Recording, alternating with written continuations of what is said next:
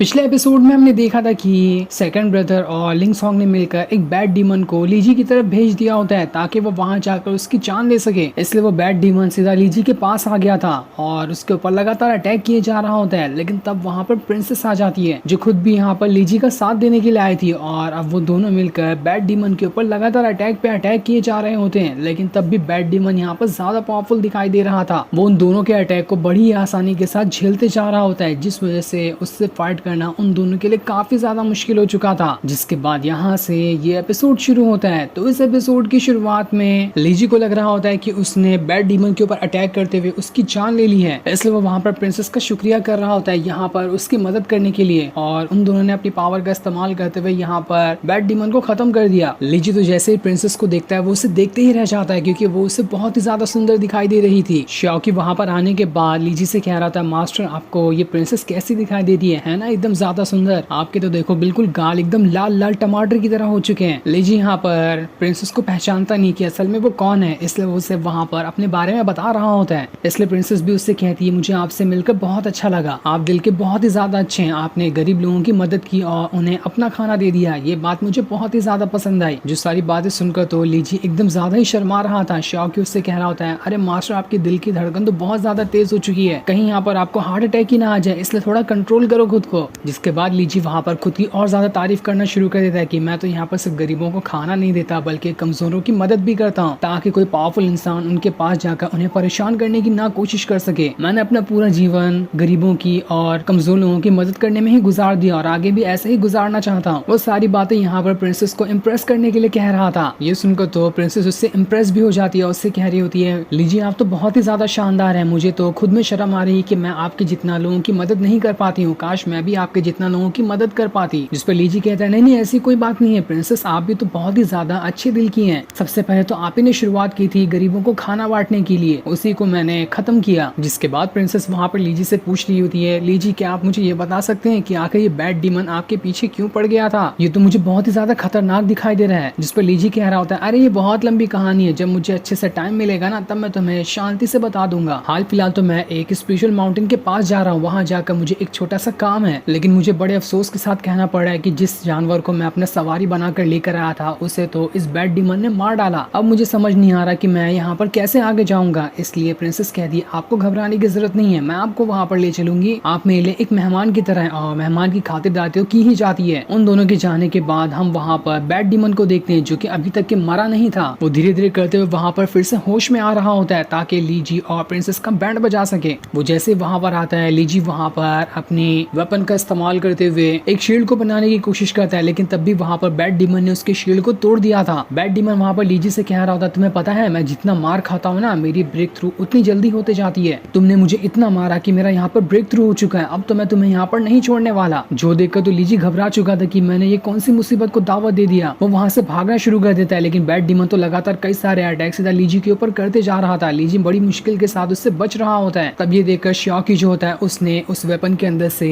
Scorpion की spirit को बाहर निकाल लिया था ताकि वो यहाँ पर आने के बाद बैड डीमन को रोक सके। जिसके बाद अब देखते ही देखते बैड डीमन और स्कॉर्पियन के स्पिरिट के बीच में फाइट शुरू हो जाती है, जहाँ बैड डीमन थोड़ा कमजोर लगने लग गया था, लेकिन फिर भी वो वहाँ पर स्कॉर्पियन की स्पिरिट को गायब कर देता है। जिसके बाद वहाँ पर प्रिंसेस आ जाती है, वो भी अपने ग्यूकिन का इस्तेमाल करते हुए कई सारे अटैक सीधा बैड डीमन के ऊपर कर रही होती है। जिस मौके का फायदा उठाकर लीजी ने भी अपने ईंट वाले वेपन के कई सारे डुप्लीकेट को बना लिया था और अब दोनों तरफ से लगातार कई सारे अटैक बैड डीमन के ऊपर हो रहे होते हैं। ऐसा नहीं लग रहा था कि अब यहाँ पर बैड डीमन इतने सारे अटैक को संभाल पाएगा, लेकिन तब भी उसे वहाँ पर कुछ नहीं होता और वो दोबारा से खड़ा हो जाता है। इस बार तो वो काफी ज्यादा गुस्सा हो चुका था कि अब मैं यहाँ पर किसी को नहीं छोड़ने वाला, लेकिन तब तक के प्रिंसेस और लीजी वहाँ से भाग चुके होते हैं। दूसरी तरफ हम सेकंड ब्रदर को देखते हैं जो वहाँ पर लिन सॉन्ग से कह रहा होता है, सीनियर आपने मुझ पे काफी बड़ा फाइन चार्ज कर दिया है, जो मैंने यहाँ पर लीजी की जान नहीं ले पाया, आप प्लीज उस फाइन को कम कर दो क्योंकि ये पूरे के पूरे सेट की कमाई है, अगर आप वो सब ले लेंगे तो हमारा सेट कैसे चल पाएगा। लेकिन लिन सॉन्ग तो सुनने के लिए तैयार ही नहीं था। वो कह रहा होता है, तुमने गलती की लीजी को जिंदा छोड़कर, इसलिए इसकी सजा तो तुम्हें भुगतनी पड़ेगी ही। तभी वहाँ पर लिंगलोंग आ जाती है जो लिन सॉन्ग से कह रही होती है, आप प्लीज यहाँ पर मेरी माँ को छोड़ दो, उन्होंने आपका क्या ही बिगाड़ा है। लेकिन सेकंड ब्रदर उससे कहता है, तुम्हें पता है तुम्हारी माँ ने मेरी बात नहीं मानी, इसलिए मैंने उसे घसीट के थप्पड़ मारा और उसे काल कोठरी में बंद कर दिया है, अब वो वहाँ से कभी बाहर नहीं निकल के आएगी। लिंगलोंग वहाँ पर कह रही होती है, मैं कुछ भी सजा भुगतने के लिए तैयार हूँ, बस आप यहाँ पर मेरी माँ को छोड़ दो, आप जो कहेंगे मैं वो कर दूंगी यहाँ पर। लेकिन सेकंड ब्रदर तो वहाँ पर लिंग लोंग को भी उठाकर दूर फेंक देता है और सिपाहियों से कह रहा होता है आखिर इसे अंदर आने किसने दिया, ले जाओ और इसे उठाकर बाहर फेंक दो। जिसके बाद लिंग सोंग जाते हुए वहाँ से सेकंड ब्रदर से कह रहा होता है अगर तुम यहाँ पर जिंदा रहना चाहते हो तो जल्द से जल्द मुझे ये खबर पहुंचा देना कि लीजी पकड़ा जा चुका है, वरना अगर जल्दी मुझे ये खबर नहीं मिली तो मैं तुम्हें तो खत्म करूंगा, ये साथ ही तुम्हारे सेट को भी बर्बाद कर दूंगा। इधर प्रिंसेस और लीजी अब भी वहाँ से भाग रहे होते हैं, जिनके पीछे बैड डिमन पड़ा हुआ था वो अभी तक के कई सारे अटैक उन दोनों के ऊपर किए जा रहा होता है, जहाँ वो तो अब पहले से भी ज्यादा पावरफुल दिखाई देने लग गया था। लीजी अपने वेपन का भी इस्तेमाल करता है लेकिन तब भी वहाँ पर वो वेपन उतना ज्यादा असर नहीं दिखा रहा था बैड डिमन के सामने। उसी तरह से प्रिंसेस का भी वही हाल होता है, बैड डिमन जैसे उसके पास जाकर उसके ऊपर अटैक करने वाला होता है, पीछे से लीजी बैड डिमन के ऊपर अटैक करते हुए उससे कहता है हिम्मत है तो मेरे पास आना। प्रिंसेस के पास क्यों जा रहा है उसके ऊपर अटैक करने के लिए, इसलिए अब गुस्से में बैड डिमन सीधा लीजी की तरफ ही बढ़ जाता है और उसने उसके ऊपर कई सारे अटैक करना स्टार्ट भी कर दिया था। लेकिन तभी जैसे ही बैड डिमन को मौका मिलता है वो अचानक से ही प्रिंसेस के पीछे आ जाता है और उसके ऊपर एक खतरनाक वाला अटैक करते हुए उसकी जान लेने की कोशिश करता है। पर सही टाइम पे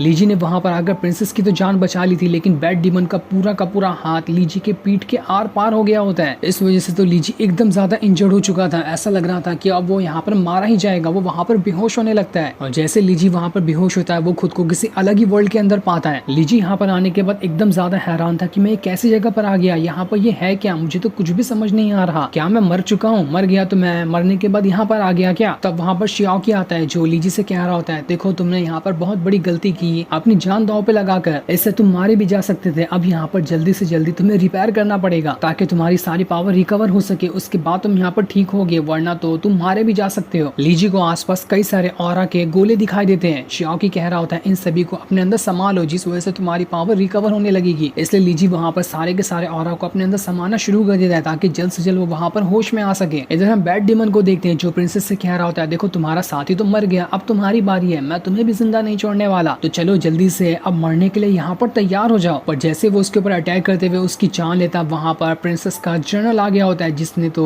बैड डिमन के हाथ के ऊपर ही अटैक कर दिया था। वो बैड डिमन को वहाँ से दूर फेंकने के बाद जल्दी से प्रिंसेस के पास आता है, उससे कह रहा होता है प्रिंसेस क्या आप ठीक है ना, आपको इस शैतान ने परेशान तो नहीं किया। प्रिंसेस उससे कह रही होती मैं तो बिल्कुल ठीक हूँ, आप जल्दी से लीजी को यहाँ से डॉक्टर के पास ले जाएं, सेक्ट में कोई भी डॉक्टर होगा तो वो यहाँ पर लीजी का इलाज कर देगा ताकि हो सकता है कि वो वापस से ठीक हो जाए। जनरल जैसे लीजी के पास आकर उसकी हालत चेक करता है वो एकदम ज्यादा अफसोस में जा चुका था। वो प्रिंसेस से कहता है माफ कर देना लेकिन लीजी अब मर चुका है, हम इसे जो सुनकर तो प्रिंसेस एकदम ही ज्यादा घबरा जाती है और उसे इतना ज्यादा उदास देखकर जनरल के तो गुस्से का वहाँ पर ठिकाना नहीं था। वो बैड डिमन से कह रहा होता है बस बहुत हो गया, आखिर तेरी हिम्मत कैसे हुई प्रिंसेस के आंखों में आंसू लाने की, अब मैं तुम्हें यहाँ पर नहीं छोड़ने वाला। जिसके बाद उसने वहाँ पर अपनी पावर को एक्टिवेट करना स्टार्ट कर दिया था और उस पावर का इस्तेमाल करते हुए वो बैड डिमन के ऊपर अटैक कर रहा होता है। प्रिंसेस वहाँ पर जनरल से कह रही थी आप प्लीज इसे सेक्ट में ले जाए, वहाँ पर कोई ना कोई खास हर्ब्स तो होंगे ही जो लीजी को वापस से जिंदा कर सकते हैं। लेकिन जनरल कह रहा होता है प्रिंसेस आप मान जाए ना, ये वापस नहीं ठीक होने वाला, ये जा चुका है, हमें चलना चाहिए, हम ज्यादा देर तक इस बैड डिमन का यहाँ पर अकेले तो मुकाबला नहीं कर सकते। लेकिन तब प्रिंसेस वहाँ पर कह रही होती है अगर यहाँ पर लीजी जिंदा नहीं होता है तो मैं यहाँ पर अपनी सारी की सारी पावर निकाल कर लीजी को दे दूंगी ताकि वो यहाँ पर वापस से जिंदा हो सके। उसके बाद तो प्रिंसेस ने अपनी सारी की सारी पावर को लीजी की बॉडी के अंदर डालना शुरू कर दिया था ताकि लीजी यहाँ पर होश में आ सके। इधर स्पेशल वर्ल्ड के अंदर अब भी वहाँ पर लीजी जद्दोजहद कर रहा होता है कि वो कैसे भी करके यहाँ से पावर को गेन करते हुए जिंदा हो सके, लेकिन वो यहाँ पर तो पावर को ठीक तरह से गेन नहीं कर पा रहा था। जितनी पावर उसे चाहिए होती वापस से जिंदा होने के लिए वो उसे नहीं मिल रही थी। अगर उसे यहाँ पर ठीक तरह से पावर नहीं मिली तो वो यहाँ पर हमेशा के लिए मारा भी जा सकता है। इसी वजह से वो बहुत ज्यादा घबराया होता है। शियाओकी कहता है मैंने तो यहाँ पर अपनी भी पावर आपको दे दी लेकिन तब भी यहाँ पर कोई काम नहीं हो रहा, आपको जल्दी से खुद को रिकवर करना पड़ेगा। एक बार आप यहाँ पर रिकवर हो जाते हैं तो सामने जो टावर बना है वो भी ठीक हो जाएगा। लेकिन इतनी ज्यादा कोशिश करने की वजह से वहाँ पर लीजी जो होता है हार मान चुका था और वहाँ पर बेहोश होने लगता है। लेकिन तभी वहाँ पर प्रिंसेस की जो सारी पावर थी उसकी बॉडी के अंदर ट्रांसफर होने लगती है। इस वजह से यहाँ पर लीजी खुद की पावर का इस्तेमाल करते हुए तो वापस खुद को जिंदा नहीं कर पा रहा था। लेकिन तभी वहाँ पर जो प्रिंसेस की पावर आई थी उस वजह से वो धीरे धीरे करते हुए रिकवर होने लगता है। लीजी एकदम ज्यादा हैरान था कि यहाँ पर ये कौन मुझे अपनी पावर दे रहा है जिस वजह से तो मेरी सारी की सारी पावर रिकवर होते जा रही है।